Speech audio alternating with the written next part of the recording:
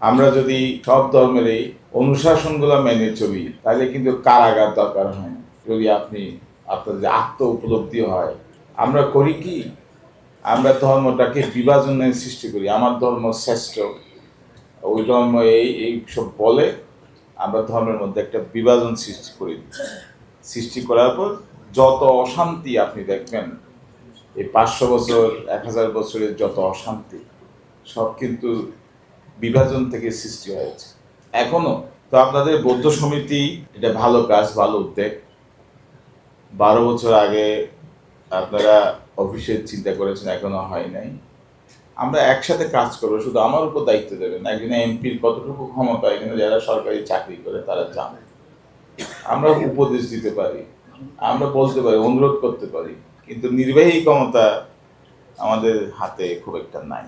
তো আমি অবশ্যই প্রেসিডেন্ট সেক্রেটারি সহ জেলা প্রশাসক মহোদয় আছেন, যারা এটা রাষ্ট্রের প্রতিনিধি করে জেলায়, তাদের সাথে আলাপ আলোচনা করব, চেষ্টা করব যে আপনাদের যে কয়েকটা সমস্যার কথা বলেছেন এই সমস্যাগুলো সমাধান করতে অবশ্যই।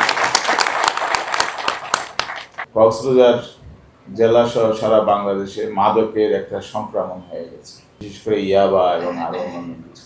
রামুর যে ঘটনা হয়েছে, আমার কাছে এখনো মনে হয় এই ঘটনাটা পরিকল্পিত। এটা এটা একটা পরিকল্পিত ঘটনা। এটা এটা এখানে এখানে একটা স্বার্থান্বেষী মহল বিভাজন সৃষ্টি করতে চেয়েছিল। আপনারা সকলে মিলে ঐক্যবদ্ধভাবে এই বিভাজন করতে পারে নাই। আমরা এখনো সম্প্রীতির মধ্যে আছি এবং আমরা ঐক্যবদ্ধ আছি। ভবিষ্যতেও আমাদেরকে বিভাজন করতে পারবে।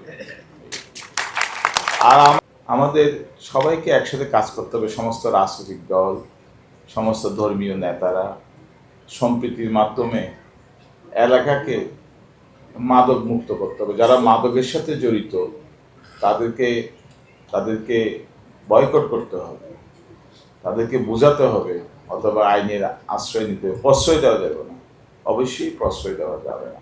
মায়ানমারের যে সমস্ত ঘটনাগুলো, এগুলো আমাদের আগেও স্পর্শ করে নাই, ইনশাল্লাহ ভবিষ্যতে কোনো স্পর্শ করবে না। এই যে বিভক্তি, মারামারি, সাম্প্রদায়িক দ্বন্দ্ব, সংঘাত, এগুলো আমাদেরকে স্পর্শ করবে না।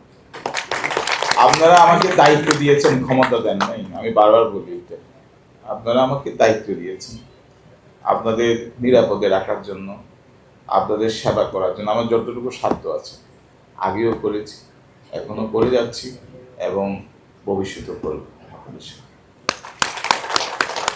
আর যখনই যে কোনো সমস্যা হলে আমার ফোন নম্বর তো আছে, আসবেন, কথা বলবো যতটুকু পারি।